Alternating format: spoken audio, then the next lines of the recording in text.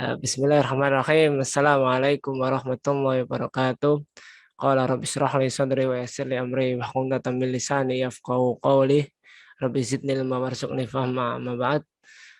Asatid semuanya yang dirahmati oleh Allah Subhanahu wa taala, berbicara tentang sejarah gerakan sosialisme komunis di negeri ini, kita tidak bisa melupakan bagaimana mereka mengkhianati umat Islam, bagaimana mereka memecah belah kaum muslimin, dan bagaimana mereka membantai dan memusuhi dengan sengit kaum muslimin di negeri ini. Dan pada akhirnya Allah menakdirkan mereka berhasil dikalahkan.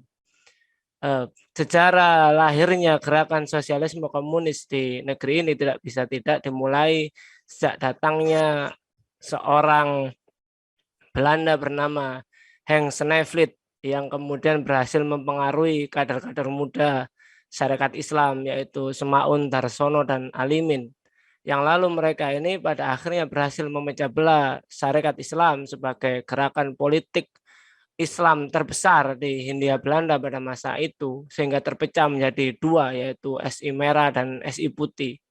SI Merah inilah yang kemudian berhaluan sosialisme komunis, yang kemudian merubah dirinya menjadi ISDV, Indis Sosialis Demokratische Vereniging, yang nantinya SDV ini menjadi awal dari lahirnya Partai Komunis Indonesia.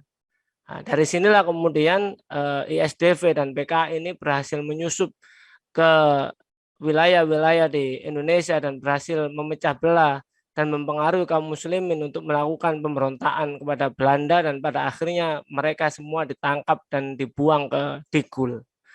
Nantinya pada tahun 1948 ketika bangsa Indonesia dan khususnya kaum muslimin sedang dikepung dan diancam oleh agresi militer kedua Belanda, tanpa adanya pembicaraan terlebih dahulu, gerakan komunis ini melakukan kudeta secara berdarah di Madiun, yang pada saat itu berhasil melakukan pemberontakan sekaligus juga pembunuhan para kiai dan santri di Madiun dan sekitarnya.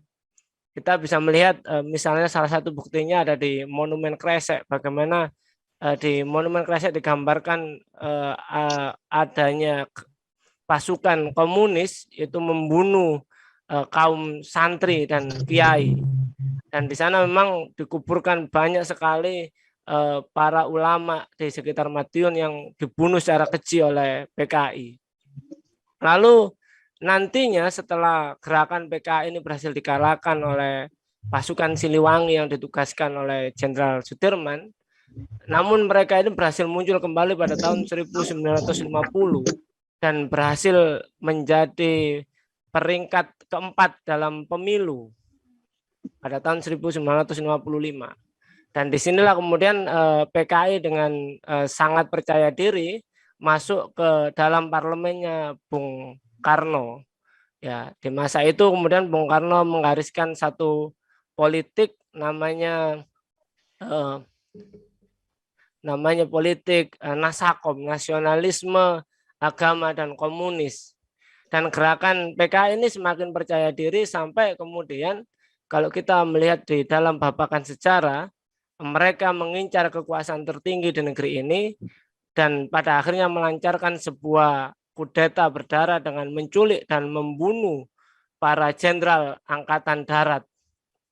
Di sisi yang lain, di daerah-daerah seperti di Jawa Tengah, di Jawa Timur, dan juga sekitarnya, PKI ini juga melakukan ancaman terhadap para kiai dan santri.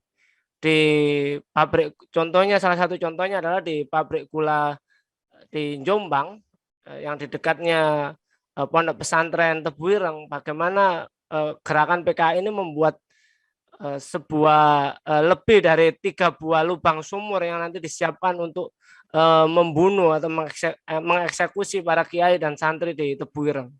Di Kediri hal yang sama juga dilakukan, apalagi terjadi peristiwa di Kanigoro ketika para santri aktivis pemuda Islam Indonesia mengadakan sebuah acara di sebuah musola di Kanigoro itu didatangi oleh PKI, bahkan PKI ini melakukan perusakan terhadap musola yang digunakan pelatihan dan menginjak-injak Al-Quran.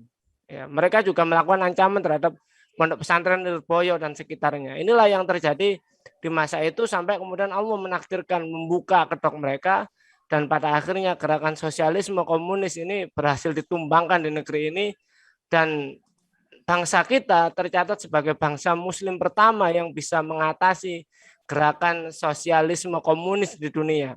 Yang nanti gerakan, kalau dalam sejarah gerakan sosialis komunis di dunia ini berhasil ditumbangkan oleh Mujahidin Afghanistan ketika mereka mengalahkan tentara merah Uni Soviet, dan tidak lama kemudian Uni Soviet berhasil tumbang. Jadi kurang lebih inilah gambaran sejarah pengkhianatan gerakan sosialisme komunis di negeri ini, termasuk juga bagaimana upaya mereka melakukan pembunuhan, melakukan siksaan yang keji dan ancaman terhadap kaum muslimin. Maka salah kalau gerakan ini harus diwaspadai para ulama dan santri di negeri ini. Demikian dari saya, Ihdinas Shiratal Mustaqim. Allahu wafiq ila aqwamit thoriq. Wassalamualaikum warahmatullahi wabarakatuh.